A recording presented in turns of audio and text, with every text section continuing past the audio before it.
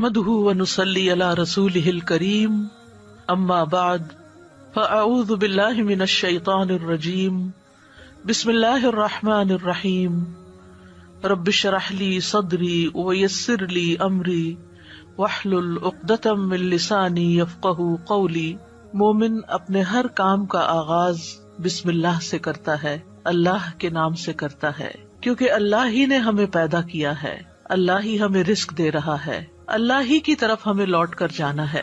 لہٰذا ہمیں اس زندگی میں ہر کام کرتے ہوئے اپنے رب کو یاد رکھنا چاہیے۔ قرآن مجید کا آغاز بھی اللہ سبحانہ تعالیٰ نے بسم اللہ سے کیا، اور ہمارے لیے یہی مشروع کیا کہ ہم اپنا ہر قول اور عمل بسم اللہ کے ساتھ شروع کریں۔ پہلی وحی کا آغاز بھی اللہ کے نام کے ساتھ ہوا۔ جبریل امین نے پہلی مرتبہ جب نبی صلی اللہ علیہ وسلم کو قرآن مجید کی پہلی آیت سکھائی تو فرمایا اقرأ بسم ربک الذی خلق، اپنے رب کے نام سے پڑھ جس نے پیدا کیا۔ تو گویا عبادت ہو یا ہمارے دنیا کے کام ہو، ان سب میں ہمیں اپنے رب کو یاد رکھنا ہے، اور اس کے بے شمار فائدے بھی ہیں۔ اللہ سبحانہ تعالیٰ کا نام بابرکت ہے، لہٰذا جب ہم اللہ کے نام سے کوئی کام شروع کرتے ہیں تو ہمارے کاموں میں برکت پیدا ہو جاتی ہے۔ قرآن مجید میں آتا ہے تبارک اسم ربک ذو الجلال والاکرام، بہت بابرکت ہے تیرے رب کا نام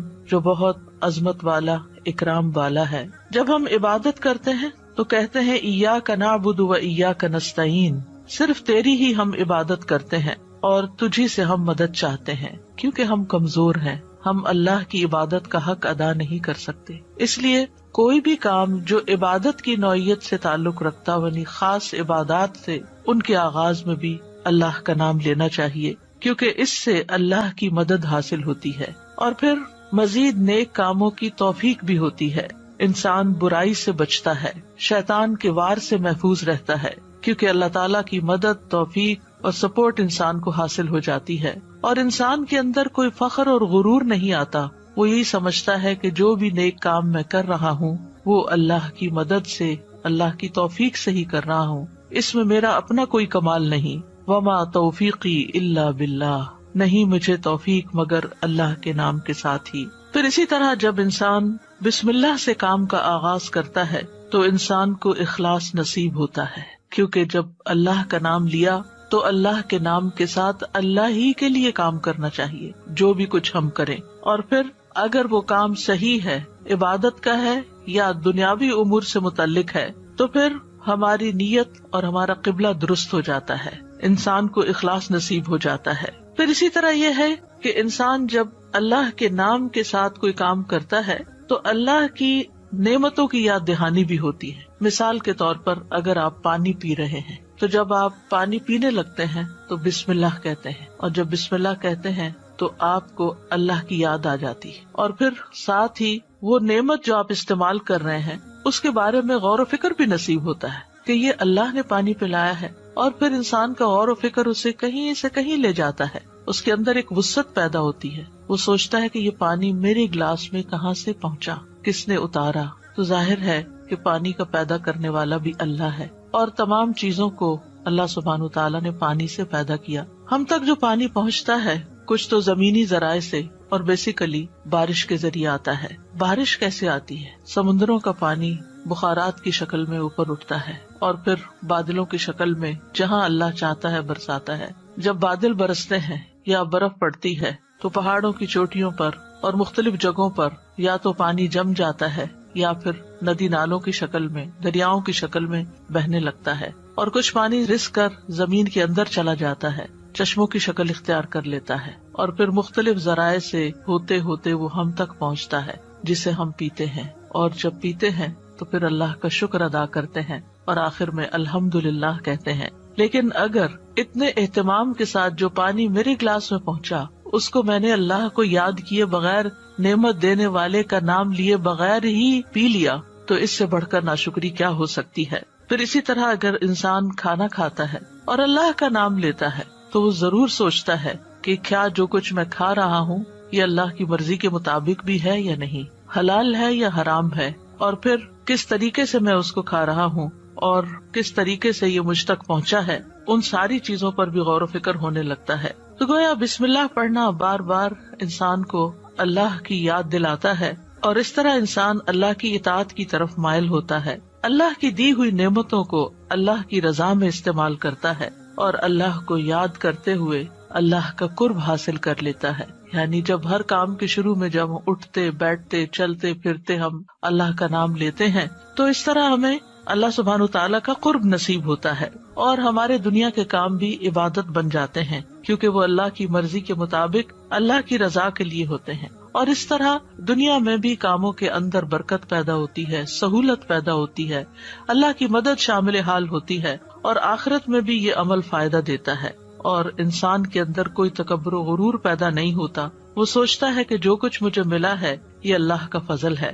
پھر ہم دیکھتے ہیں کہ انبیاء کا طریقہ بھی یہی رہا ہے۔ نوح علیہ السلام کے بارے میں آتا ہے کہ جب وہ کشتی پر سوار ہوئے تو انہوں نے دعا پڑھی، اس کا آغاز بھی بسم اللہ سے کیا، بسم اللہ مجریہا و مرساہا۔ اسی طرح سلیمان علیہ السلام نے ملکہ سبا کو جو خط لکھا اس کے آغاز میں بھی بسم اللہ لکھا۔ پھر اسی طرح ہم دیکھتے ہیں کہ نبی صلی اللہ علیہ وسلم متعدد مقامات پر بسم اللہ کی تعلیم دیتے ہیں، جس کے بارے میں آگے ہم متعدد احادیث میں دیکھیں گے کہ کس طرح آپ صلی اللہ علیہ وسلم کی زندگی کا ایک اہم حصہ تھا بسم اللہ پڑھنا، اور جس کام کا آغاز اچھا ہو جائے اس کا انجام بھی اچھا ہوتا ہے۔ قرآن مجید کا آغاز بھی بسم اللہ کے ساتھ ہو رہا ہے، اور بسم اللہ قرآن مجید کی ایک مستقل آیت ہے، یعنی یہ کہ سورۃ الفاتحہ یہ کسی اور سورت میں داخل نہیں ہے، ہر سورت کے شروع میں اسے الگ آیت کے طور پر لکھا گیا ہے۔ اور اس میں ہم دیکھتے ہیں کہ سورۃ التوبہ جو ہے اس سے پہلے بسم اللہ نہیں ہے، کیونکہ بسم اللہ سے امان حاصل ہوتی ہے، اور سورۃ التوبہ کے شروع میں مشرکین کو امان سے نکالا جا رہا ہے، بری ذمہ کیا جا رہا ہے۔ تو بہرحال آغاز ہوتا ہے قرآن مجید کا بسم اللہ الرحمن الرحیم کے ساتھ، یعنی میں اللہ کی مدد طلب کرتے ہوئے اپنی قرات کو اللہ کے نام سے شروع کرتا ہوں۔ اور پھر اس میں اللہ سبحانہ تعالیٰ کے نام اللہ کے علاوہ دو صفات کا ذکر ہے۔ الرحمن ایسی ذات جس کی رحمت تمام مخلوق پر چھائی ہوئی ہے، اور الرحیم ایسی ذات جو مومنوں پر آخرت میں بھی رحم فرمائے گی۔ جہاں تک لفظ اللہ کا تعلق ہے تو اس کو اسم الجلالہ بھی کہتے ہیں۔ اللہ کی اصل الالہ ہے، اور لغت عرب میں الہ 4 معنوں پر بولا گیا ہے۔ نمبر 1 المعبود جس کی عبادت کی جائے، نمبر 2 الملجا جس کی پناہ لی جائے، نمبر 3 المفزوع الیہ گھبراہٹ میں جس سے مدد حاصل کی جائے، نمبر 4 المحبوب وہ محبوب جس کے ساتھ عظیم محبت ہو اور اس کے بارے میں عقلیں حیران ہو جائیں۔ تو اللہ کا لفظ اللہ سبحانہ تعالیٰ کا اسم ذات ہے، یعنی ذاتی نام ہے، سب ناموں سے عظیم اور اعلیٰ ہے، اور یہ جلیل القدر نام اللہ سبحانہ تعالیٰ کے جتنے بھی باقی نام ہیں وہ سب اسی نام کی طرف لوٹتے ہیں، یعنی وہ اللہ ہی کے نام اور اللہ ہی کی صفات ہیں۔ اور اس کو امام غزالی کہتے ہیں کہ یہ اللہ تعالیٰ کے ناموں میں سے سب سے زیادہ عظیم نام ہے، کیونکہ یہ اس ذات الہی پر دلالت کرتا ہے جو تمام صفات الہیہ کو جمع کرنے والی ہے، یہاں تک کہ کوئی بھی صفت اس سے جدا اور علیحدہ نہیں ہو سکتی۔ یعنی اللہ تعالیٰ کے جتنے بھی باقی اچھے اچھے نام ہیں وہ سب اللہ ہی کے نام ہیں۔ وَلِلَّهِ الْأَسْمَاءُ الْحُسْنَى کہ اللہ ہی کے لیے ہیں اچھے اچھے نام۔ سورۃ الاسراء میں آتا ہے قُلِ ادْعُوا اللَّهَ أَوِ ادْعُوا الرَّحْمَٰنَ أَيَّمَّا تَدْعُوا فَلَهُ الْأَسْمَاءُ الْحُسْنَى کہہ دیجئے کہ اللہ کو پکارو یا رحمان کو پکارو، تم جس کو بھی پکارو گے سو بہترین نام اسی کے ہیں۔ اسی طرح سورۃ الحشر میں آتا ہے هُوَ اللَّهُ الْخَالِقُ الْبَارِئُ الْمُصَوِّرُ لَهُ الْأَسْمَاءُ الْحُسْنَى وہ اللہ ہی ہے جو خاکہ بنانے والا ہے، گھڑنے ڈھالنے والا ہے، صورت بنا دینے والا ہے، سب اچھے اچھے نام اسی کے ہیں۔ اسی کی تسبیح کر رہی ہے ہر وہ چیز جو آسمانوں اور زمین میں ہے، وہی سب پر غالب کمال حکمت والا ہے۔ تو اس لیے بہت ضروری ہے کہ جب ہم بسم اللہ مختلف مقامات پر کہتے ہیں تو ہمیں اللہ کی پہچان بھی ہونی چاہیے۔ اللہ سبحانہ تعالیٰ کو پہچاننا بھی ضروری ہے، اور اس کی پہچان اس کی نشانیوں کے ساتھ بھی ہوتی ہے جو کائنات میں پھیلی ہوئی ہیں، اس کی پہچان اس کی کتاب کے ذریعے بھی ہوتی ہے، اور اس کی پہچان نبی صلی اللہ علیہ وسلم نے بھی کروائی ہے۔ لہٰذا اگر ہم اللہ تعالیٰ کو پہچانیں گے تو ہم صحیح طور پر پورے شعور کے ساتھ بسم اللہ ادا کریں گے۔ بلحجیم قبیلے کے ایک آدمی سے روایت ہے، وہ کہتے ہیں کہ میں نے پوچھا اللہ کے رسول آپ کن چیزوں کی دعوت دیتے ہیں؟ نبی صلی اللہ علیہ وسلم نے فرمایا میں اس اللہ کی طرف دعوت دیتا ہوں جو یکتا ہے. قال ادعو الی اللہ وحدہ.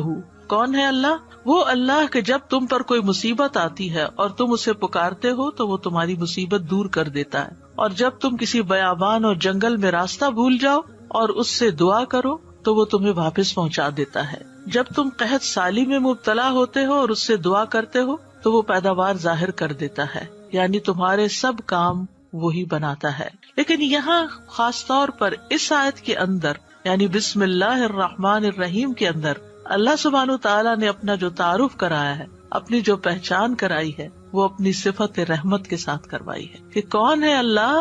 وہ جو بے حد مہربان، بہت ہی زیادہ مہربان. الرحمن فعلان کے وزن پر مبالغے کا صیغہ ہے کہ جو بہت ہی زیادہ، یعنی انسان کی عقل اس کو کمپریہینڈ کر ہی نہیں سکتی کہ وہ کتنا مہربان ہے. اور پھر مزید اسی صفت سے، صفت رحمت ہی سے الرحیم کا لفظ آیا کہ جو بار بار رحم کرنے والا ہے. لہٰذا اللہ سبحانہ وتعالی وہی ہے جو اپنی رحمتیں نچھاور کرتا ہے، اور رحمت کا مطلب ہے نرمی اور شفقت کرنے والا. گویا اللہ سبحانہ وتعالی کی صفات میں اللہ تعالیٰ کے اپنے بندوں کے ساتھ، اپنی مخلوق کے ساتھ معاملہ کرنے میں نرمی اور شفقت ہے. اور رحمان اور رحیم دونوں صفات اللہ ہی کی ہیں، دونوں نام اللہ ہی کے ہیں، لیکن دونوں میں تھوڑا فرق ہے. رحمان ایسی رحمت والا جس کی رحمت دنیا کی تمام مخلوقات کو اور آخرت میں مومنوں کو بھی شامل ہے، یعنی یہ رحمت عام ہے.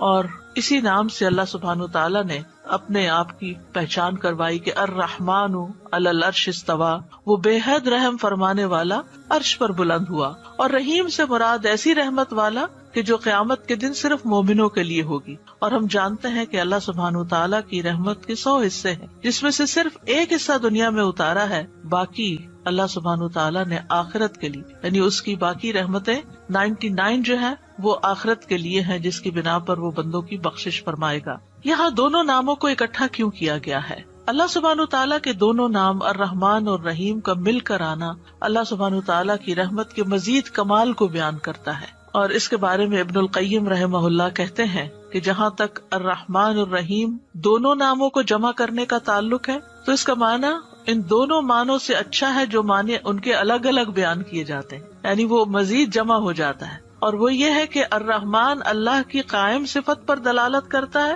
اور لفظ الرحیم اللہ کی مخلوق پہ کی جانے والی رحمت سے تعلق رکھتا ہے. پس پہلا نام جو ہے اللہ کی ذاتی صفت رحمت پہ دلالت کرتا ہے، اور دوسرا نام اللہ کے فعل پر دلالت کرتا ہے کہ اللہ اپنی رحمت کے ساتھ مخلوق پر رحم فرماتا ہے. اور ابن قیم یہ بھی کہتے ہیں کہ ان دونوں صفات کو جمع کرنے کا یہ فائدہ ہے کہ اللہ نے دنیا میں جلد اور آخرت میں بعد میں واقع ہونے والی رحمت کی خبر دی ہے، اور اللہ کی خاص اور عام رحمت کے متعلق خبر دی گئی ہے، اور اللہ کی رحمت اس کے غضب پر غالب ہے. ابو ہریرہ کہتے ہیں کہ رسول اللہ صلی اللہ علیہ وسلم نے فرمایا، جب اللہ مخلوق کو پیدا کر چکا تو اس نے اپنی کتاب لوح محفوظ میں لکھا جو اس کے پاس عرش پر موجود ہے کہ میری رحمت میرے غضب پر غالب ہے، اور اس کی رحمت بہت وسیع ہے. قرآن مجید میں آتا ہے وَرَحْمَتِي وَسِعَتْ كُلَّ شَيْءٍ، میری رحمت نے ہر چیز کو گھیر رکھا. کوئی اس کو مانتا ہے یا نہیں مانتا، اس کی عبادت کرتا ہے یا نہیں کرتا،